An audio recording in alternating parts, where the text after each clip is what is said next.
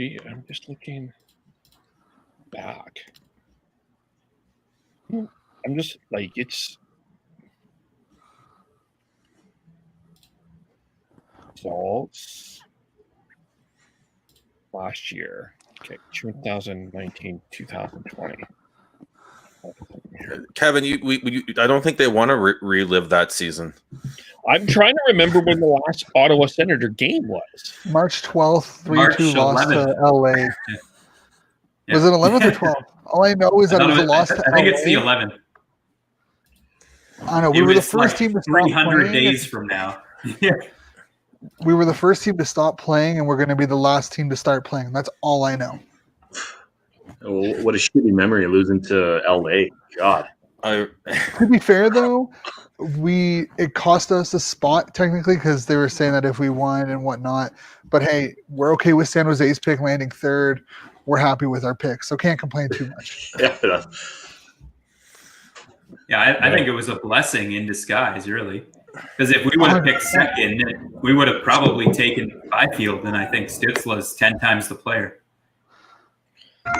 As of right now, yes. Yeah. Sorry, 1 second, guys. Well, at least I'm not the only one who has a cat that doesn't know when to be quiet. Oh, yeah.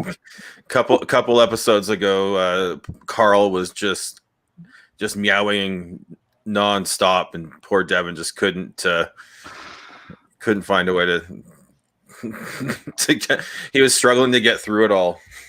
Yeah, I believe it. My cat right now is like fast asleep, so I'm hoping that stays like that for a little bit. Yeah, we've had the dog walk in. We've had dogs walk in. We've had dogs bark.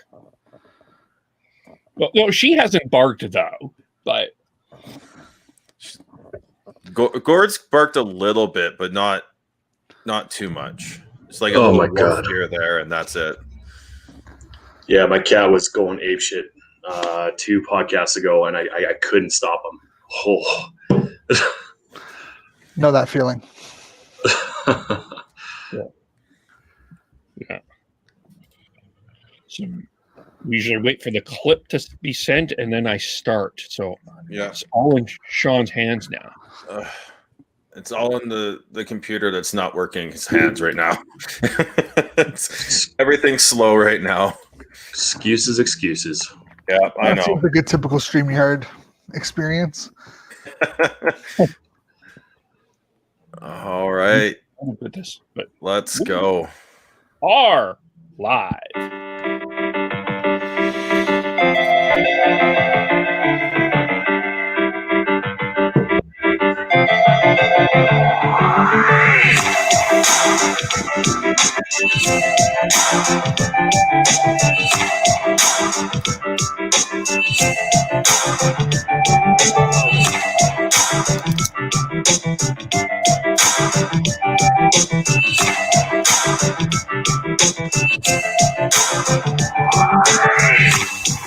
Well, hello, everyone. We are 1 week away. Actually, less than technically. At this point in time, next week, we will be in the second period of the opening game between the Philadelphia Flyers and Pittsburgh Penguins of the new regular season of 2021. Welcome to the Hockey Podcast. You can, of course, follow us on Twitter at podcast_hockey. Also, if you're watching us on Facebook Live.com, the Hockey Podcast, watch us on YouTube, the Hockey Podcast as well, and subscribe. We have the audio versions coming up where you can subscribe to those as well, wherever you get your podcast. We literally look like a 5-man hockey unit as a picture here. I got to take a screenshot of this because we look like hockey. We've got I'm playing the left wing here, Kevin. Sean with center. Hello. I'm not used to playing center. I'm usually on the blue line. Yeah, I know. And then we've got Devin on the right side. Hello. I'm ready for that one-timer. I'm a left-hand shot. Let's go. I mean, we should switch sides. I always like that too. But we're doing our season previews, and today is the Ottawa Senators. So on left point here is Derek Lee. Hello, Derek. How are you? I'm doing good, guys. Thanks for having us on. And on the right side is Shane. Shane Ryan, how's it going? It's good. Thank you guys for having us on. Good. Thank you for coming on. I just will get into I want to also just quickly acknowledge, I understand there's so much other stuff going on in people's mind today, and I get it, but we're here at best to be a distraction. And I hope today for the next hour or so that we're here, that we are at that distraction that I think some people need for what's going on in this world today. That's all I will say about that. We'll leave it there in terms of the news stuff. But I do want to start because you guys kind of started and talked a lot on your podcast, the Sens Hour, you guys talked about the World Juniors. So I did want to kind of start there. And I wanted to play an interview. Let me pull this up. I wanted to kind of start with kind of get your impressions of the World Tournament. And then I'm going to also talk about what Trevor Zegras said. But so maybe Derek and Shane kind of let's start there. What did you think of the World Juniors? What were your thoughts? Were you surprised that the U.S. won? I mean, I liked it. They did really well for the situation that was presented to them. I think the people who organized the World Juniors pulled it off. They did a great job. I'm not surprised the U.S. won, honestly, as much as it pains me to say. If you look at Canada's game and the players that were on it, the big names didn't show up, and they kind of just got out-muscled. Devin Levy played a fantastic game, 2 lucky breaks for U.S., but Canada just couldn't capitalize it, and that's just the way it goes. And the U.S. came out and kind of punched us in the mouth, and we couldn't kind of regain it right then, cost us a goal, and it kind of seemed like we were chasing the game from that point on.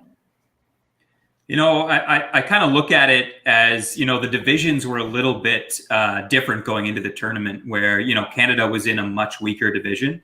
And I don't know that they got the appropriate reps in to be ready to face a team like the Americans. And it kind of showed in that first and second period, guys. It was, you know, it was pretty one-sided. It looked at times like the Americans were on a power play, and they deserved to win. You know, they had, even on paper, I think they had the better team this year, especially after Kirby Dach got injured. I think that really hurt the Canadians. And of course, with the absence of Alexis Lafreniere, you know, that was also another huge blow to that team, certainly offensively. So I always had the Americans with a bit of a slight edge. Yeah. Before I just wanted to play this clip from Trevor Zegras that got a little bit of play here. I don't know here. I will hang on. Let me just hit this here. I don't know if this is going to work. Hang on. Share screen. There we go. Okay. Bear with me here as I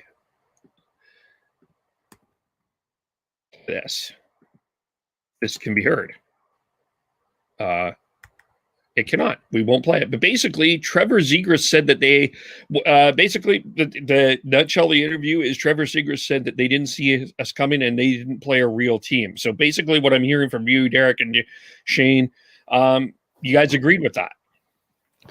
Hey, they came out and won. I mean, you can't deny someone coming out and saying it if they win, right? They obviously had a game plan in place. And we talk about, you know, NHL and hockey and as a whole kind of need more of these kind of personalities. We see that kind of talk in basically every sport, but when it's hockey, it's treated as, you know, unsportsmanlike, classless, and whatnot. But he came out, he made a point, and then he went on the ice. He had 2 points, had the second goal on a lucky bounce. It's kind of hard to be mad at the kid. Yeah. Sean. Yeah, no, I like the brass. I like the confidence, the cockiness, and being able to back it up. You can say all that stuff, but if you don't back it up, it's not good. But if you can back it up, that's great, and it adds some character to hockey, which can be a little vanilla and boring with the cliched quotes that everyone spouts out, giving 110%. We're respecting our opponent and all that, but yeah, I like it. Like, good on him for having the stones to step up and make those comments and being able to back him up. If you can back him up, then nothing. Yeah, then you can't really hold what he said against them. Yeah, I thought it was fantastic. Little shades of Messier back in '94. And little dig to my brother there, being a Canucks fan. Yeah, I love it. I thought it was great. Obviously it sucks being on the other end of it. But overall, he's a hell of a player. He commands his own. He commands that respect. And whether or not you want to give it to him now, since he's I've heard people say he ran his mouth, but I don't know. He deserved to do it. So good on him. Yeah, I guess for me too, I think this is the other thing that I was thinking about is there was so much talk here on Vancouver radio anyway that we were going to put this team in a historical position. People were this team was hitting on all cylinders. This team could not be they haven't allowed an even strength goal. I mean, you had people saying I mean, they were right. Spencer Knight, the only way that the U.S. would win is if Spencer Knight would shut him out, and that technically that's right. I felt like as Canadians, we were a little cocky about this game. Like we were putting this team in a historical perspective that I don't know if it deserved. And I think that there was more flaws on this team than I think we really wanted to give credit for. I mean, I know for us, Derek and Shane, we talked a little bit about the separation between the defense and the forwards in terms of the back end play was something that was really a concern. The other thing that we talked about as well that became a concern was, yes, there was a lot of goals, but were there a lot of memorable goals? Was there a goal that you looked at that went, wow, look at that pass or look at that shot? That was pretty rare to see from Canada, where when you looked at the US and some of the plays that they made, that was impressive in terms of the creativity of the U.S. forwards and the U.S. offense. They had an edge over Canada in that. I would agree to a certain extent. I think what really came down was that the top two lines for the U.S. dominated Canada. If you really take away the top two lines, Canada dominated the play for the most part. And we didn't really get to see players step up, last year. And it seems like whenever Canada wins gold, it's always like an unsung hero. It's never the guy you expect to stand up steps up. Last year it was Akil Thomas getting the game-winning goal. It's things like that. Personally, I was looking at Byfield to step up and have a big game. Second overall pick, you're going against guys that some of them are going to be your teammates in the next couple of years. And you've been kind of ratted on in the entire playoffs. This was the game, or the entire tournament. This was the game, I think, especially if you look at Lafreniere, he stepped up at the gold medal game last year when he came back. He stepped up tournament after he got hurt. Byfield kind of just coasted. So for me, as a guy like that, guy like Jack Quinn, who needed to step up and kind of didn't. And I think that was really the problem. The big guys stepped up for Team USA defensively and offensively, while the big guys for Canada, outside of Dylan Cousins and maybe McMichaels and Byram, obviously, kind of took a step back. Same thing with Drysdale. So no one really cost Canada the game. You win as a team, you lose as a team. But there were definitely players that I was expecting to step up and could have made a difference, and they kind of fell flat on their face.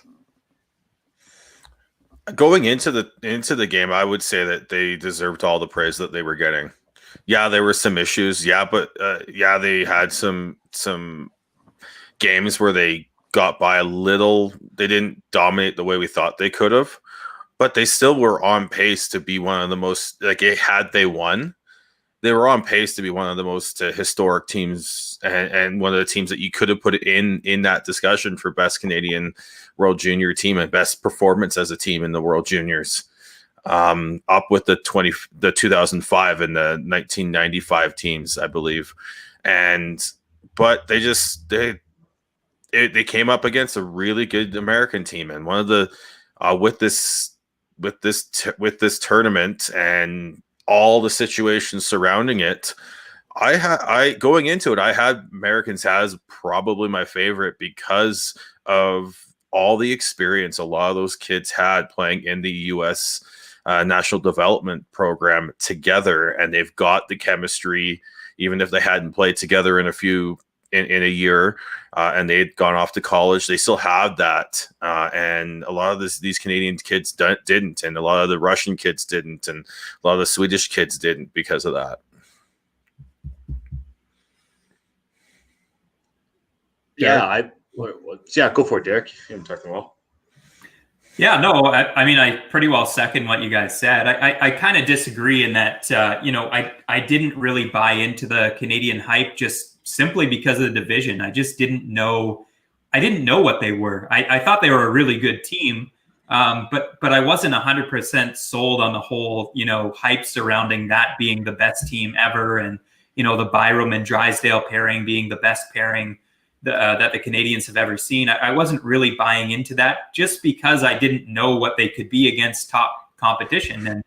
And I think we honestly need more of a sample than one game as well. It's such a small tournament, and we tend to make these kind of overestimations of these young kids at this tournament. And I think they were a really strong team. And who knows, if they played another game, maybe the Canadians would game plan against what the Americans did and win the game. And it really could have gone either way, but I didn't really buy into the whole, this version of Team Canada being the best version of Team Canada. Yeah, I definitely agree with Derek on that. Even if they did win, I'd still feel like there'd be an asterisk beside their name just because of their division and who they played before. I mean, yes, when they played Finland played absolutely probably the worst game of the entire tournament for themselves.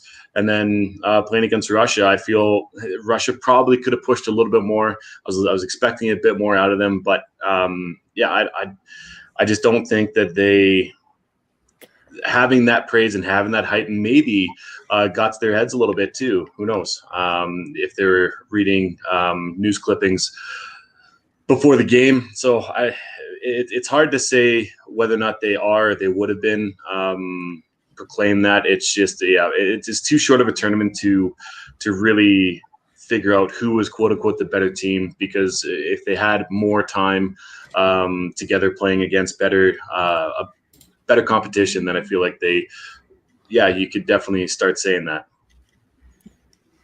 Yeah. I think two stories that actually blend into an interesting topic. Of course, Shane touched on it about sort of the expectations around Quinton Byfield, and I was maybe a little higher than everyone else on Quinton Byfield. I mean, I didn't think he was he the best? No. Was he the worst? I don't think so. But I guess certainly that his performance didn't land where it should have. But what came out of this from an Ottawa Senators perspective is Tim Stuetzle. And yes, this guy played on a pretty bad team. They were undermanned, but from your guys' perspective, you must be totally excited about what you're seeing from what you're going to get from Tim Stuetzle coming into your lineup. Maybe as soon as next week. Yeah, the expectation in Ottawa is that Tim Stuetzle will be on the team. They've already, kind of forecasted the position for him.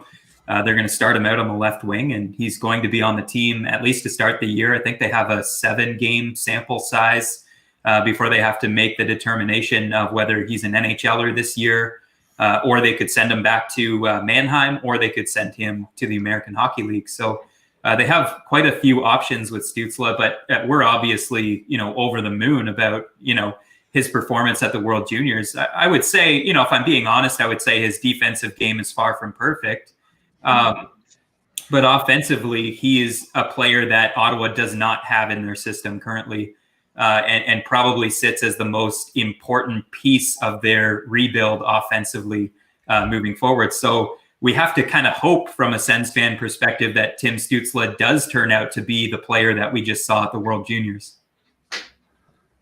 Yeah, I mean, it's funny that you mentioned, Stuetzle, but looking at Sens Twitter over the last 24 hours, everyone seems super high on Sanderson right now. It's kind of funny how 1 or 2 games can change people's opinions. Obviously, Stuetzle's going to come in, probably grab a top 6 spot behind Tkachuk on the left wing. I'm excited to see what he can do, but I also wouldn't be surprised if he gets sent down to Mannheim or to Belleville after 7 games. So you don't expect him to be part of the lineup for the full season? No, I've tempered my expectations. This team has proven that they're not going to rush players into the lineup. Considering the circumstances surrounding this year, they may feel like it's better off for him to be down in Belleville or back in Mannheim, wait a year, have him come back in for a full 82. Again, if he comes in and dominates and shows that he belongs there, he's going to be there. But I'm also not going to be upset if they're like, okay, you need a little bit more seasoning. You had a great tournament, but over the first 7 games, you've kind of been beat around a little bit. I wouldn't be happy, but I also wouldn't be like, it's not the end of the world if it happens kind of thing. I think we've adjusted expectations too, just because we're probably not going to see the Tim Stuetzle that we saw at the World Juniors, who kind of had to be the whole team. He knows, although he is playing with the Ottawa Senators, but he knows that, he's not going to have to be the whole team at the NHL level. So he's going to be able to use his teammates the way that he did, I think, a lot more in the DEL in Mannheim. So we'll probably see more of the playmaking Tim Stuetzle that we saw in Mannheim, whereas at the World Juniors, he was trying to do everything. He was trying to play defense. He was trying to play offense. He was out there for 2 minutes every shift. He was just trying to be the entire team because he had to be. Sean, Devin, did you? No, I was really impressed with Stuetzle. Him and Peterka both really showed well for Germany, as well as Florian Elias. I think people need to keep that name in the back of their minds going into next draft. But with Stuetzle, I think that it is smart to see where he's at with no exhibition or preseason games this year. I think it makes a lot of sense to give him a 2 or 3 up to 7 games to 6-7 games to figure out if he is an NHLer at this point. In this season, in where Ottawa is still in a rebuild, still building, still developing young players. It's not a big deal to try and give him that shot because being in this North Division, I think everyone's the majority of people are saying are thinking Toronto's a slightly ahead of everyone else, and you've got the other 5 teams, and then you've got Ottawa, and then I think it makes a lot of sense to see what he looks like on playing against NHL talent, and then making that decision. Yeah, I do see him there for the 7 games for sure. I would even have him up there on the first power play unit on the half boards there, just to see what he can bring, and that would push Dandinoff probably down to the second unit there. But I feel like if they want to showcase him, not showcase him, but if they want to see what he actually has, I think that having him on the second line beside Derek Stepan, and on that first power play unit, I think he'd do phenomenal with Chabot at the point there. And then, Shane brought the other guy up as Jake Sanderson, and it sounds like you guys are higher on Jake Sanderson, because I was curious throughout this process if there was there a debate on your guys' end, Jake Sanderson or Jamie Drysdale? Oh, yeah. There still is. There still is? Okay, yeah. Go ahead. I mean, among Sens Twitter, it almost never quits. Jake Sanderson or Jamie Drysdale or Cole Perfetti or Marco Rossi or, any of the other kind of top players that were up there in that same conversation for 5th overall. But I think Shane and I really agree on this particular subject. We're very high on Jake Sanderson. I think from an analytics standpoint as well, Sanderson provides so much transition offense. And people don't realize that. They think of Jake Sanderson as this shutdown defenseman, but really, his transition game is second to none in the tournament. If you look at the transition stats, it's all Jake Sanderson. The Corsi Force stats, it's all Jake Sanderson. This guy is subtly really, really good, but it doesn't stand out as much as some of the other players, as much as a guy like Drysdale. Drysdale is easy on the eyes. He's a guy who definitely passes the eye test. But defensively, Sanderson he's stellar. You can't beat that guy one-on-one. Canada could not get into the middle of that defensive zone no matter how hard they tried yesterday. To your point. Anyway, sorry, Shane. Oh, Shane, I think you're on mute. Oh, we got some audio technical difficulties. Oh. But yeah, Sanderson's definitely got a slight edge on Drysdale right now defensively, in my opinion. When I looked at it, I thought it was a coin flip at the draft for the Sens in terms of whether they went with Drysdale or Sanderson. I thought they would go Drysdale if it was that close because of he's a right shot, and you already have a really good left shot defenseman in Thomas Chabot. And then it gives you a lot more options going forwards. But I don't think you can be upset with the pick of Jake Sanderson. Yeah. Can you hear me? Yeah. Yeah. Cool. There we go. My mic randomly disconnected. But see, at first I was higher on Drysdale. Like at the beginning of last season, I loved Drysdale. He was a right-handed shot, puck mover, kind of would give us that 1-2 punch with Chabot and him. Not necessarily playing together because you would never want two offensive minds playing together. It would never work out like that. But it would give us some depth on it, and that's what I was looking forward to. I did like Sanderson. Thought he would be better off if we were picking like 10 through 15. Watching a lot of his games, he jumped up the boards. At 5, I didn't see us picking a defenseman, to be honest. I'm happy with Sanderson if that was the guy we picked. I thought we were going to go 2 forwards, but he's kind of proven everyone wrong.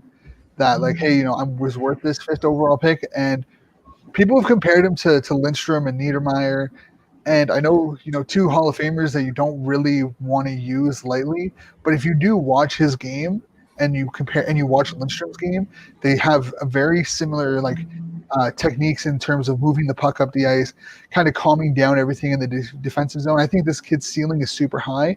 He's only going to get bigger. He's going to be back with Team USA next year, probably wearing the C.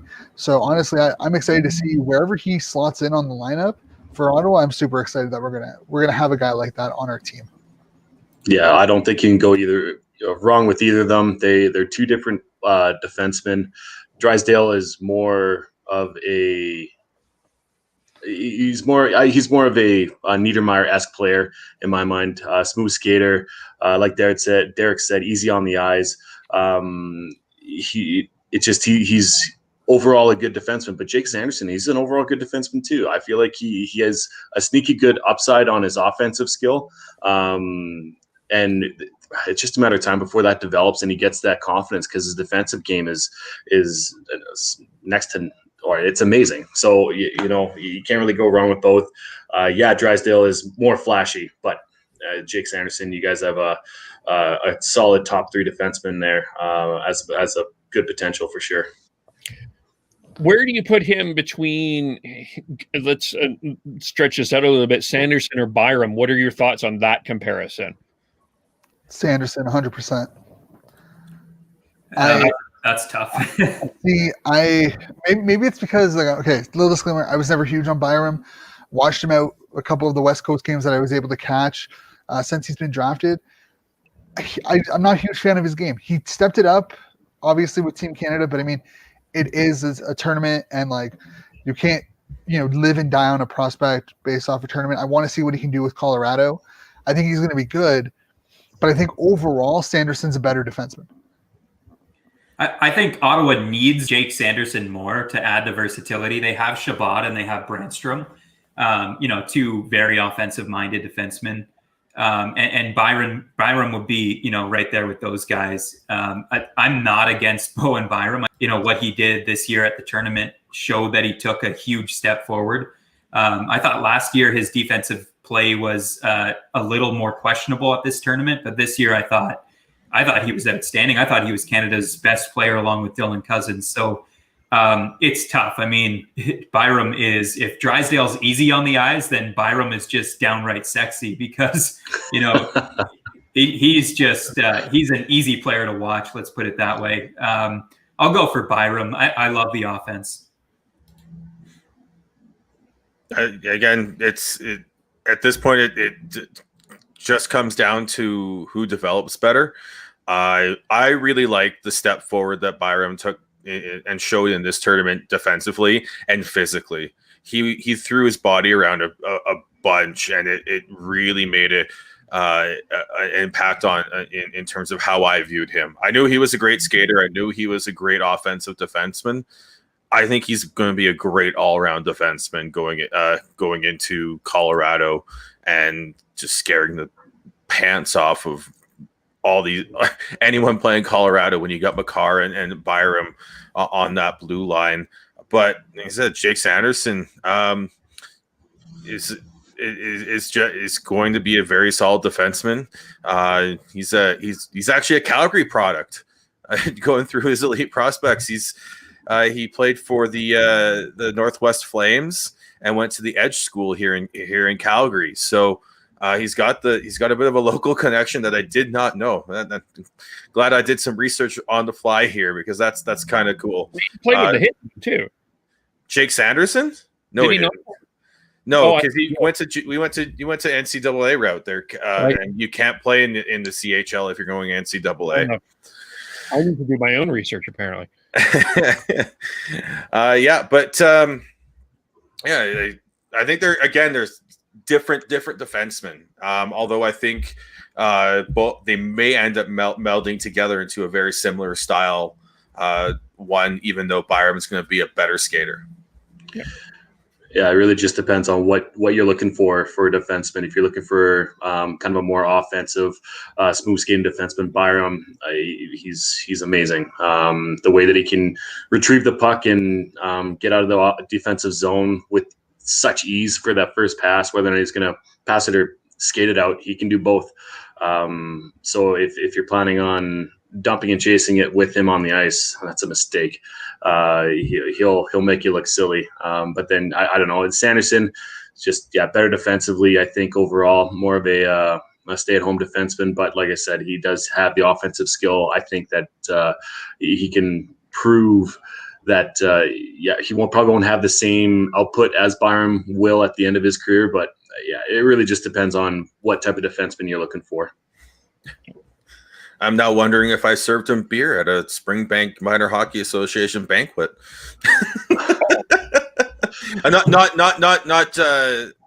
I'm serving his dad's beer. His dad is Jeff, former NHL Jeff Sanderson. Good save. Yeah, good save. I was like, you're serving beer to minors? Because I did work end of year banquet for them, and he's the same age or a year older than Brendan Morrison's kid, and I did run into Brendan Morrison and get to have a good talk with him while I was serving him beers and drinks during that night. There we go. Fun facts. Let's move on to some of the sort of the big picture, kind of where the Senators are at. A number of different acquisitions. Where should we start? What is the when we're looking at the Senators? What's the key acquisition? What's the key piece that everyone is either intrigued or excited about? You want to say it together, Shane? It's Dadonov. I think he's muted again, or the mic's having some issues. I heard a click. Are you on? Okay, I'm back. I don't know if you said Evgeny Dadonov, but no, it's gonna be different for me. Oh, okay. I think it's one of them. I got Derek Stefan. Okay. It's not Eric Goodbranson? See, I like Goodbranson. Apparently him and Chabot have been really good in camp together, and they've been very communicative with each other, which is great. But I think Stefan, he's going to play number 1 or number 2C. He's a great leader. Guys in Arizona loved him. Guys in New York loved him. If he's going to play with a guy like Stuetzle hell, even if Norris and Batherson are up here, he's a constant pro.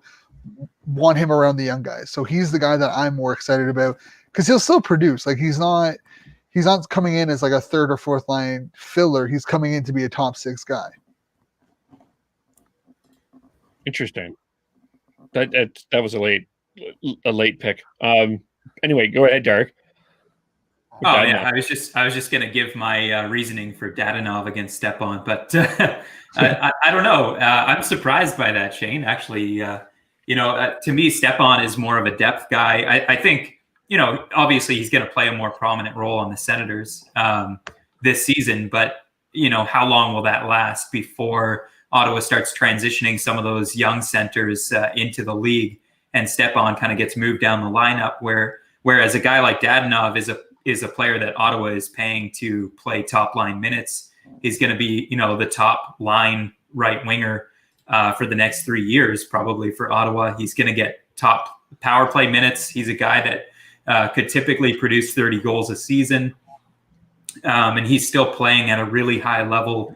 Defensively, offensively, I think that is a key addition for Ottawa, not only from an on-ice perspective, but, from a PR perspective as well, because a lot of people around the league didn't think Ottawa could kind of yield a player like Dadonov to the Senators. So I think it's a big move for the rebuild. To me, it's a move that kind of establishes Ottawa or reestablishes Ottawa in the market for free agents. I'm completely baffled by you guys. Not a Matt Murray. You guys aren't excited about Matt Murray? I'm excited about him, but I also I'm not worried about it. I like Hogberg. I think Hogberg showed last year that he could be a starting goaltender. So going out and getting Matt Murray, I'm kind of just indifferent on it. Like I think it moves the needle, but goaltending, especially when Hogberg was playing, wasn't the reason why we lost games. It was our inability to control the puck and generate offense that led to teams hammering us in the own end, which ended up with goals being allowed. So I'm not really worried about goaltending. I think if we improve up front, our goaltending will improve. Murray will come in, stabilize it a little bit, but even if he doesn't, I have no issue with Hogberg taking control of the net. As long as our forwards and defense can move the puck out. Oh. Lost the mic again. Yeah. But How about you, Derek? To kind of piggyback on that thought, I think Hogberg and Nilsson were a really good combination, like Shane said. Goaltending wasn't really the main problem, but it is nice that Ottawa addressed that. It just seems like it was ages ago that it happened, I guess. It was at the draft, which seems like it was so long ago at this stage that I almost forgot that it happened. But no, I'm excited to see, what Matt Murray can do. He's kind of got to reinvent himself in ways.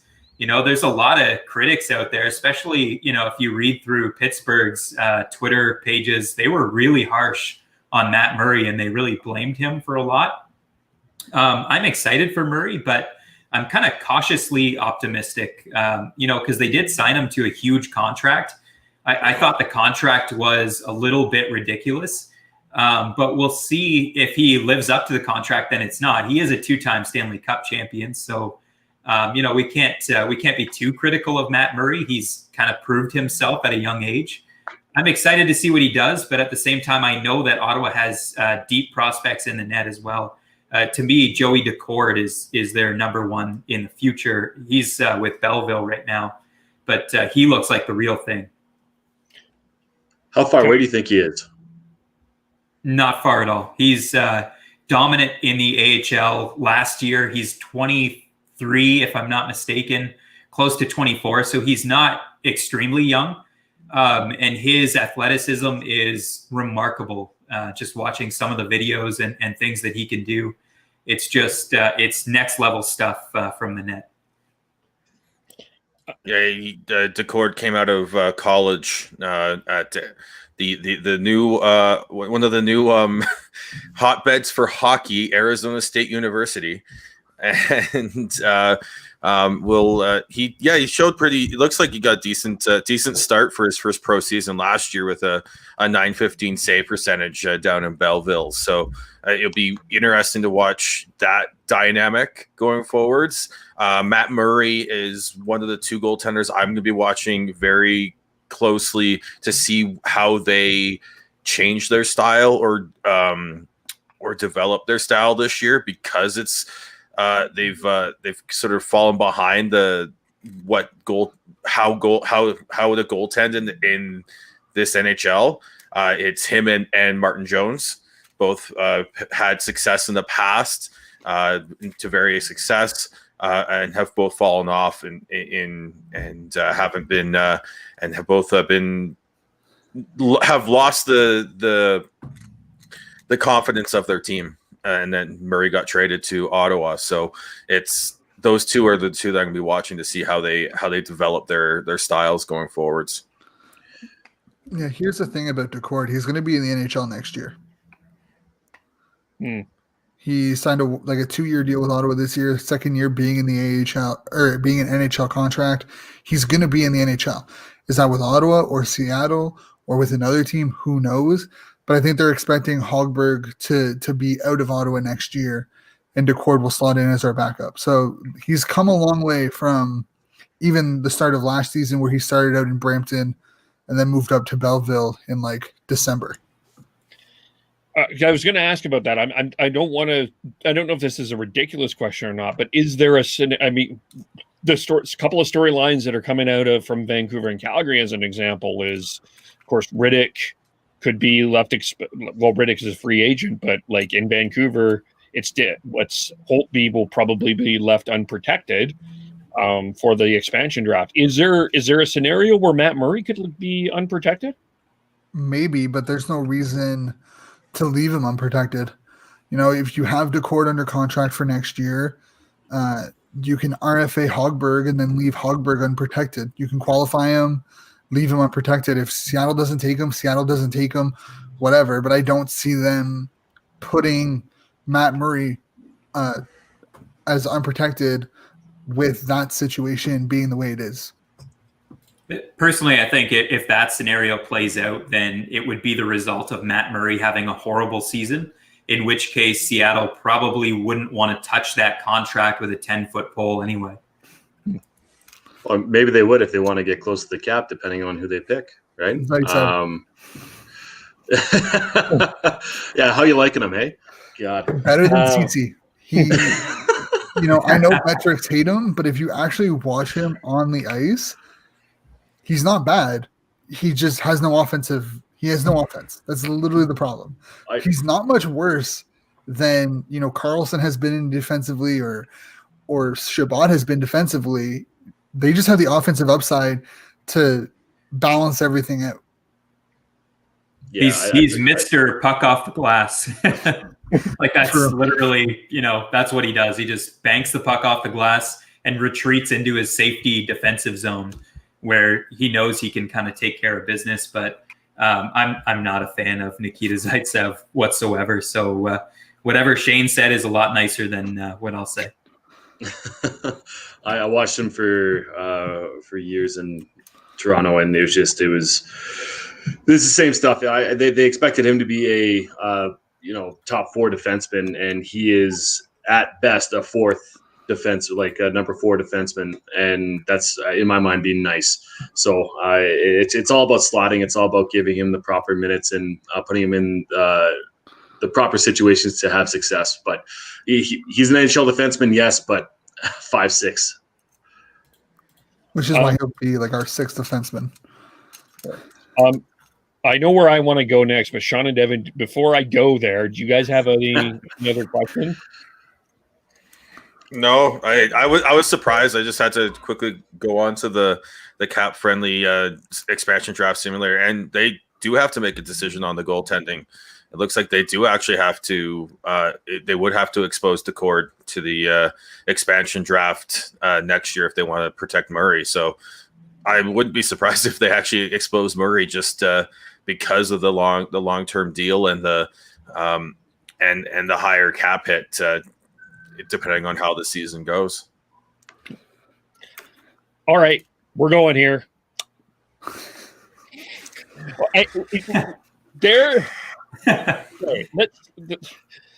We've had this debate. It's almost going to be part of our shtick now, actually. Anyway, but from your perspective, what are we missing? Because unfortunately, Ottawa doesn't get there's a bigger, deeper conversation. And no offense, Devin, but we get more Leafs content and more Leafs content than we do Sens content. That's not Devin's fault. But what are we missing from Thomas Chabot? Like, what if, as a hockey fan that doesn't get to see Thomas Chabot as much as they probably want to, what are we missing? Derek, you want to take this to start? Yeah, why not? He's a fantastic skater. I'll start with the skating. I think his biggest strength is probably his poise with the puck in the offensive zone. So, you pass him the puck on the blue line, he's able to walk the line and kind of wait out the pressure. So he gets that crucial shot to get through to the net almost every time. And I think that's almost that uncoachable aspect that Thomas Chabot brings. He's great at breaking the puck out, whether it be, him skating the puck out or just making a breakout pass. Offensively, he's a very, very gifted player. Defensively, he's got a lot to work on, if I'm being honest. So, some of the flaws that you're missing with Chabot, his gap control isn't necessarily good. Just his sheer strength isn't what I would call good. But offensively, he's as gifted as they come. Now, I see that you have Chabot versus Hughes at the bottom. So I guess maybe not as gifted as some come because I think, Hughes is probably in a category slightly above Thomas Chabot. If I'm being completely unbiased, I mean, I honestly, I think Hughes is a little bit better, both offensively and defensively. But Chabot is a gifted player. I won't take anything away from him. I'm going to let Sean, and I'm just going to sit back here because. Poor Dev. That's not how you thought it would go, is it? I think he's being very politically correct. I think he's being very nice about it. Unlike some people who just, I'm not even going to go there. Please, Sean, go for it. Well, I said that I think this all started when we started talking about ranking the top 5 defensemen on Canadian teams. And for me, it's Chabot and Hughes as your 1A, 1B, you choose. And I think you can't go wrong either way. And then you didn't say that. You said it was you have Hughes ahead. Stop. I do have Hughes ahead. And you didn't say pick 'em. You didn't say pick 'em. I've said it's close. No, you haven't. Yes, Stop I have. But and a lot of what you said is exactly why I have Hughes ahead of Chabot right now. Is I do believe he's a better offensive player than Chabot, but I think right now Chabot is a better defensive player than Hughes. But I think the gap, but it's even closer than their offensive divide. So that's why I have Hughes ahead of Chabot. But like I said, this all started with that when we had all those Sportsnet guys and even some Toronto writers going off on saying that Shea Weber's the best defenseman and that and the other. But like I said, I like how you broke that down there, Derek, in terms of his gap control is something, but that's going to come. And I wouldn't be surprised if that he fixes that this year, and then we can revisit it next year, depending on how Hughes does this year. And it could be just as a heated debate. Now, Shane, what's your thoughts on this? Are you gonna make Devin smile, or are you gonna make him frown? I'm picking Chabot hand over fist. And he's the, and I mean, again, we were talking about World Juniors earlier. He's the only defenseman to win World Juniors MVP. He has played on some horrible Senators teams. He had 55 points 2 years ago, and Ottawa finished basically dead last. Chabot, I said this all year with Makar and Hughes. You put Chabot in either Colorado or Vancouver, he's in the Norris conversation all year. Hughes had 25 power play points. Chabot had 11. This is the quality of teammates who have helped Hughes and Makar rise. They're great defensemen. They're going to have really great careers. But I think when you're looking at players, you have to look at who are they surrounded by. If we talk about how there's players being whittled away in Florida or Carolina when they're garbage, it's the same up here. Hughes, great defenseman, will have a really good career, but he also has some really top-end talent that Chabot didn't have last year. And I think that's really where everything starts, is that people look at the baseline numbers of, 53 points in 68 games, but don't look at the fact that he had 25 of them on the power play. So, okay, cool. You have 28 on the even strength, which is respectable and great, but you have a lot of power play points. And I think that's kind of where it breaks down, is Colorado and Vancouver, better power plays than Ottawa did last year, better players on those two teams. It's going to be interesting to see how these two players back it up. Chabot had a 55-point season a year previous, had a down year, while the team had a down year. And realistically, here's the thing, if Hughes comes out, has a crap year, puts up, 20-some points, does that automatically make him, a bottom-tier defenseman? No. Just like how he has one good year, and he's not a superstar after one good year. We throw around those terms all the time. It leads to ridiculous expectations. Both really good defensemen, but overall, I'm taking Chabot as my number one guy. I think I just want to add the other important note there is that, Chabot was kind of anchored to Nikita Zaitsev for much of the season.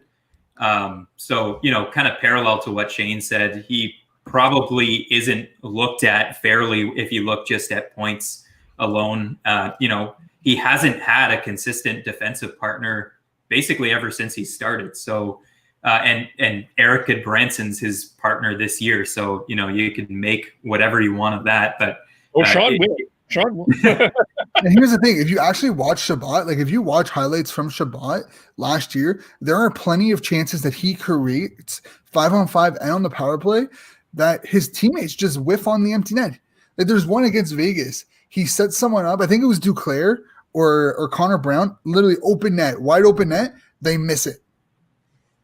And it's things like that. If Hughes did that, I guarantee you if it's for, Pedersen or Miller or Horvat, they bury it. And I think that's why, people look at it as these are the best defensemen after 1 year, but they ignore the fact that, you're playing with some of the best players in the league right now. Yeah, I'm a huge Chabot fan. I love him. Love watching him play. He's a smooth skater. I think they are very close. It's nothing against Hughes, but I think Chabot is better, and I think it has to do just with his poise with the puck. His defensive zone play, yes, it isn't there, but it's better than Hughes's. If you look at the offensive zone starts and their defensive zone starts of Chabot and Hughes, Chabot's offensive zone is 54.9%. And then Hughes's offensive zone starts is 63.7%. That's a big difference. But the thing that really drives it home for me, time on ice. Average time on ice for Chabot, 26 minutes, compared to Hughes at 21 minutes and 53 seconds. That's a big difference too. Ottawa relies the hell out of Chabot, more so in the defensive zone than Hughes does, or than Vancouver does with Hughes. And for goals last year, Chabot had 6, Hughes had 8. That's not a big difference. The percent of shots that actually hit the net compared to the two of them. Chabot was almost at 50% at 47.6%, and Hughes was at 40.4%, with the shots being 186 towards Chabot and 126 to Hughes. Now, I'm going to stop with the stats there because it kind of gets a little boring. But to me, those are the stats that really solidify that Chabot is better than Hughes. I'm not saying that Hughes cannot, or at the peak of each player, I have a feeling Hughes might just be a bit ahead of Chabot at the end of it. But as of right now, Chabot better than Hughes. And here's the thing that I just want to add is that, wasn't it like 2 years ago that we had, the first half of the season, Morgan Riley was running away with the Norris conversation, and then he kind of plateaued and kind of stalled. And then last year he had a horrible year, and people are calling him, or bottom tier defenseman. They want him out of Toronto. Like, we put these labels on players after, a solid half a year or a solid year. And if they don't live up to 1 year, we turn on them. So I think personally, I have no my expectations for Chabot, be the number one guy, lead Ottawa. You're going to get points. Same thing with Hughes. You're going to get the points that, you get when you're playing with top end talent. For me, for Chabot, I just want to see better defensive play. And I think it's the same thing with Hughes. I want to see you keep the puck out just as much as I want to see you put the puck in. And I think that's really what's going to tell the difference between Chabot and Hughes, is we're going to have another, Karlsson debate where, is Karlsson really the best defenseman, or is he just the best offensive defenseman? And as a Sens fan, I want the best overall defenseman. And, I think most teams, when they win a cup, they have the best overall defenseman. I want more of a Hedman than a Karlsson. I just, the only thing I in terms of Hughes, I was saying this a couple of podcasts ago. I think this year, the start of the year is going to be an adjustment for him. I think Chris Tanev was a huge help to him. I think he's going to miss him. I know that there's some Canuck fans on Twitter that do not see it this way. They're wrong. So he's going to have to adjust to a new defensive partner, and I think that's may not be a big deal, but I think that's that. You also have every rookie goes through this in some way, some shape, and some form, and it's some sort of sophomore adjustment. I think that will happen with Quinn Hughes, but I do think Quinn Hughes is a star, and I think he will adapt quite quickly, and I think Chabot is a star too. And clearly, if you can play with Nikita Zaitsev and produce results, you're a great defenseman. I guess the question is, who is that ideal pairing or that ideal guy to get with Thomas Chabot going forward, as I guess would be one of my questions for Chabot there. Yeah, and good Gudbranson being a big, solid dude. I mean, he's a defensive defenseman, and once again, when you're pairing up defensive pairings, you want to have an offensive dude and you want to have a defensive guy. As that is the perfect niche, because once that offensive defenseman wants to step up, that defensive guy is right there to make sure that his ass is covered, and it's also up to the forwards on the ice to recognize that as well. And I just watching Vancouver and the offense, how well they play the game and how well they read situations is a bit better than Ottawa's. So it's just having that trust within the entire team, but most of all, your defensive partner is huge when it comes down to debates on whether or not one player is better than the other. Yeah. And here's the thing, talking to people who follow Anaheim and listening to the Anaheim fans, they felt like Cam Fowler settled down a lot once he was paired with Gudbranson last year after he came over in a trade. And you know what? If that's happened, and if he can do that again in Ottawa, which it seems like he has at least early in camp, we don't need a guy to play with Chabot who can put up like 20 points. We need a guy like Mathot when he played with Karlsson who can kind of just settle everything down for him and allow him to make moves and create offense without having to worry that, if I get stuck, I'm going to have to bust my ass back there. Sure. So I guess let's get into the season expectations. I mean, all the odds makers have the Senators in last place. What are you expecting? And I'm kind of curious, are we in the middle of, you got the new jerseys, which look fantastic, by the way. Are we in the midst of a rebrand here of the Senators? Is there sort of a re-imaging happening? What's the Sens community like right now in terms of what to expect this year? Interesting question. I think the Sens community is relatively divided, but I'm just gonna quote, potential future Sens captain and Tkachuk. Realistic expectations are playoffs. I think we going into a season. You want the best thing. You don't want to go into a season being like, oh, we're going to be last. There's no excitement. There's no reason to tune in games. You've already started the negativity. You've already put yourself in a negative mindset for the season. So even if they do go into a good run and, anything can happen this year, you already have a negative mindset. So you're not actually going to enjoy it. So for me, I'm going to quote Brady Tkachuk and just say, realistic expectations, making the playoffs. And I think, again, Shane and I kind of go back and forth a lot on the podcast, and, we don't agree on everything. And I'll go against what Brady Tkachuk said, and I'll just say that, Brady Tkachuk kind of has to say that. He's not going to step up when asked the question and say that I expect to be 7th in the division this year. So he has to, come forward and say, no, I expect us to be a playoff team. I expect us to compete in that division. But when I look at that division, I look at, who Ottawa's stacked up against, and I wonder who they're going to pass. And I just don't see a team in that Scotiabank, whatever they're calling it, North Division, that Ottawa is ready to pass. Now, can a lot of things go right in a 56-game season? Absolutely, they can. But at the same time, Ottawa, I'm expecting them to finish 7th, but I'm expecting them to be a lot more competitive than they were in the past. I'm expecting to see a much better power play specifically than we've seen in the past, and a much better penalty kill. I think their special teams have to come a long way, and I think that's really what hurt them ultimately.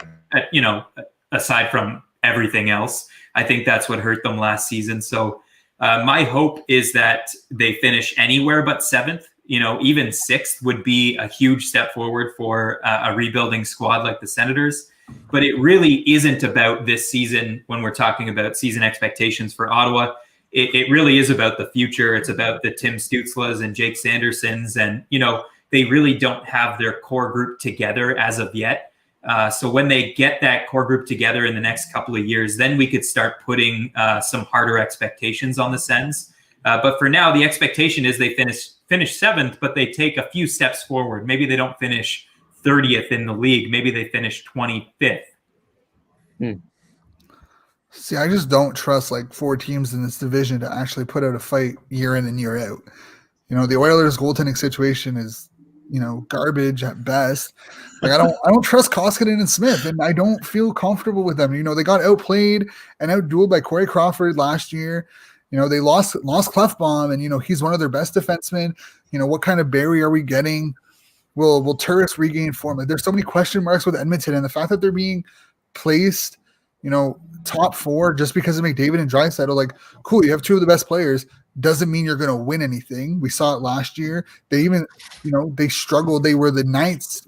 I'm pretty sure they were the 5th seed or something like that. They got bounced in the first, and they didn't do much in terms of fixing that. So I don't trust them. Winnipeg doesn't have a backup goaltender.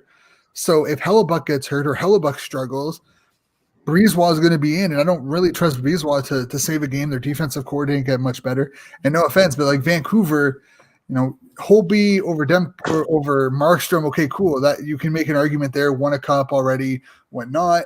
But how much is going to lose, to Foley or Stuetzle or Tanev? How much is that really going to affect them? Does TJ Miller, continue his rise and have a really nice season after a surprising 72-point season last year? There's so many question marks with so many teams that I find it really hard to discount Ottawa because there's so many unknowns, and who knows what happens in a 56-game season. What happens if Vancouver loses 5 games in a row before playing Ottawa, and Ottawa wins 2 out of those 3 games? Vancouver's at the bottom, right? And that's why it's hard to discount anything in this year. I was kind of chuckling a little bit because Devin also calls him TJ Miller, but he T. Miller. Yes, I do that. I do that all the time. But I agree. I agree with you, man.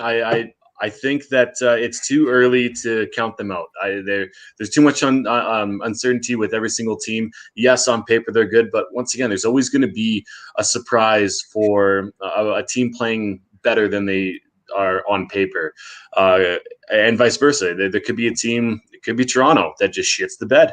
Who knows? And especially if you come into a hot goaltender, and that's why I think Matt Murray, in my mind, is probably the best acquisition for the Sens this year, is because he is a two-time Stanley Cup winner.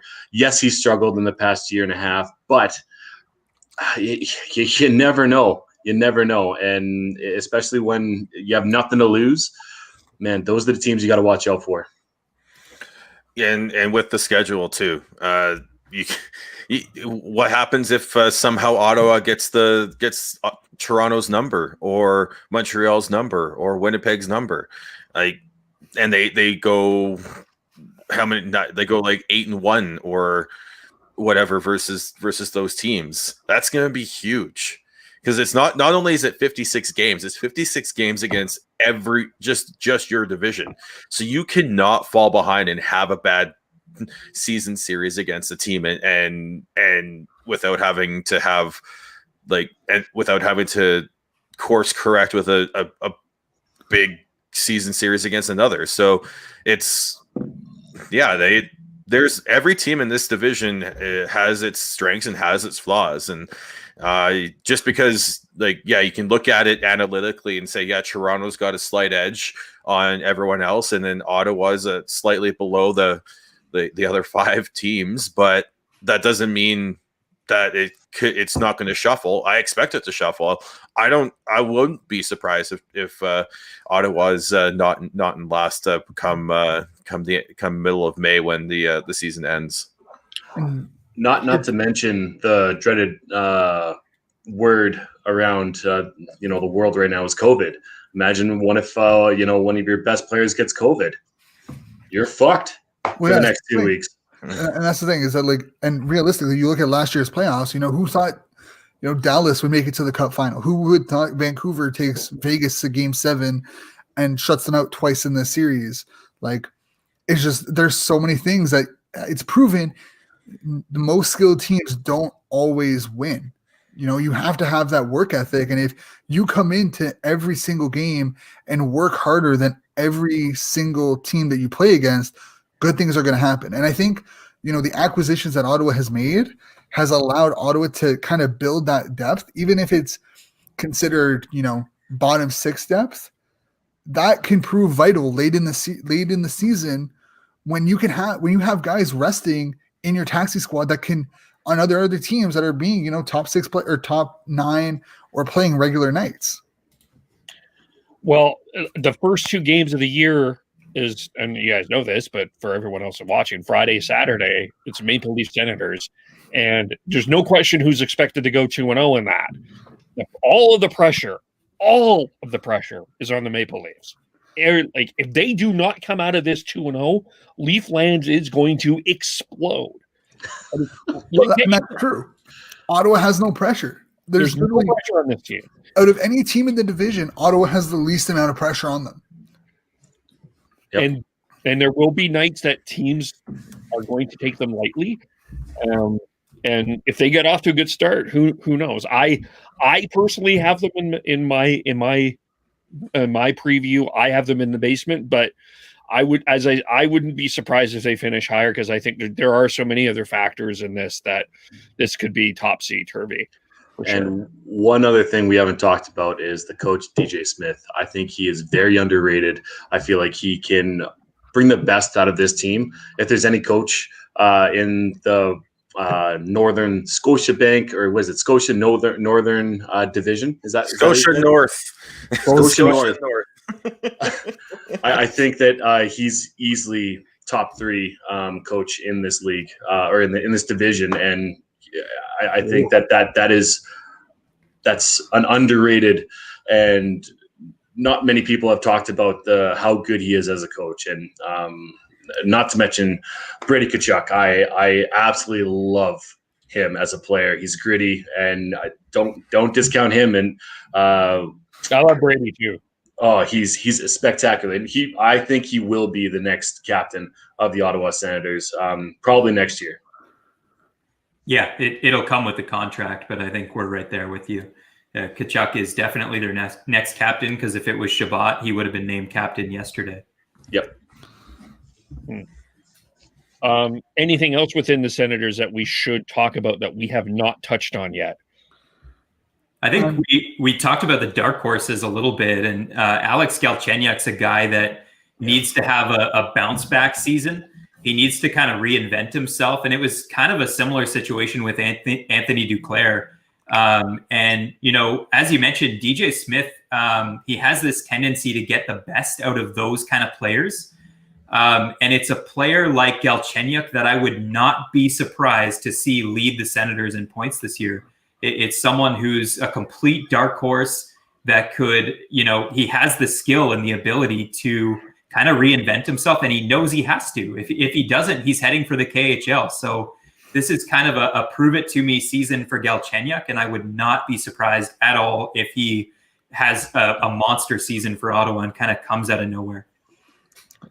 Hey, DJ Smith is very much you earn your ice time. If he's playing well, he's going to get that ice time. And I think that's what we're going to see is that team players, you know, on one-way deals like Stefan, Piquet, Goodbranson are still going to want to show other teams that, hey, we can play. We can still be productive in the NHL in a regular role. So they're not going to come in here thinking, you know, I'm just going to hold this spot. They're still going to have to work for it. They're still going to have to go out there and put 110% in every night, or they're going to be moved, or they're going to be on the taxi squad, or they're just going to be straight out like not even part of the team. So I think that's kind of what makes Ottawa such a dark horse in this division, is because we have young guys who want to play, and then we have guys on one-year deals who, if you ask a lot of players, are probably guys that might not get talked about a lot in free agency. So they got to show teams that, hey, we can do this effectively, and we deserve to be in the NHL next year. I have one more question for you guys. What are your expectations of Drake Batherson? Go for it, Derek. Yeah, we talk about Drake a lot in our show. He came into camp last year, and he was kind of handed a role on the team. And I don't think anyone really liked the way that he just kind of came in. He was handed a role, and he didn't take advantage of that at all. He kind of lacked effort in the first few games of the season, and he was really quickly sent down and replaced. And it kind of hurt his confidence for the first part of last season. And then he came back as the player that we had seen from the year previous. So at the end of last season, he came back and he looked like Drake Batherson that we were all expecting at the start of the year. So this season, if Drake could kind of bring that intensity that he had going out of last season into this year, he's a top six player. He could be, he could be that dark horse that I was just talking about when it comes to Galchenyuk. That could very well be Drake Batherson, but there's a number of those players on this team. I think Drake is one of them, but as Shane alluded to, under DJ Smith, they've made it perfectly clear that you're going to have to play for your spot, and you're probably now going to have to play veterans out of a spot because Pierre Dorion brought in so many kind of fringe veteran players that could play in that spot if the young guys aren't ready. So for Drake Batherson, my expectation is that he's going to come in ready. He's learned from last season, from last year's camp. He's going to come in and really take that spot away from one of the veterans and be a top six player. Yeah, I mean, I'm basically on the same boat there. Is it's basically a put up or shut up moment for him and Logan Brown with the expansion draft. They're both eligible to be left exposed or be protected. They're both like 23, so they don't have to worry overly much. But if a guy like Batherson or Brown struggle, they may feel more inclined to do it. I'm expecting Batherson to dominate and show us that he's a top six forward. Probably looking at about like max sitting at 35 points by the end of the season. Fair. That's fair. Any other questions? Well, Shane and Derek, tell us a little bit about your podcast, what you have coming up. Kind of tell us where we can find your guys' work. Yeah, so we go live twice a week, Instagram or on Twitter and on YouTube. We have episodes releasing Monday and Thursday on Spotify and whatnot. We're thinking about, we have a couple of things coming up, some very early Olympic stuff coming out and whatnot. You can find us on Twitter and Instagram Sens_hour. That's about it. Derek, you have anything to add to that?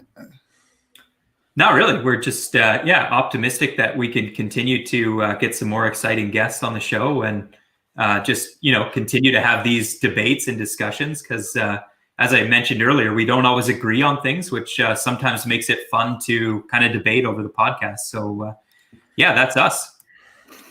Well, Sean and Devin agree on absolutely everything. So it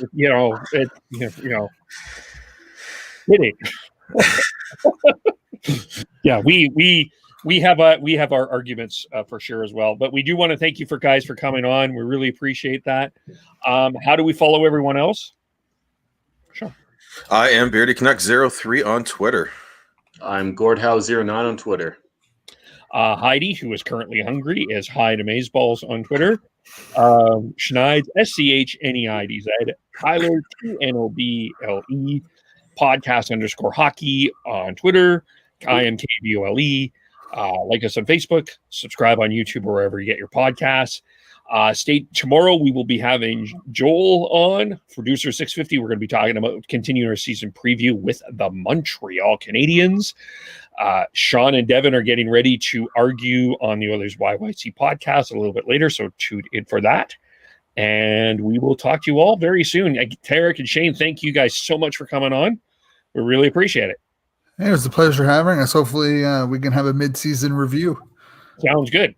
Yes. All right. We will talk to you all. Thanks very soon.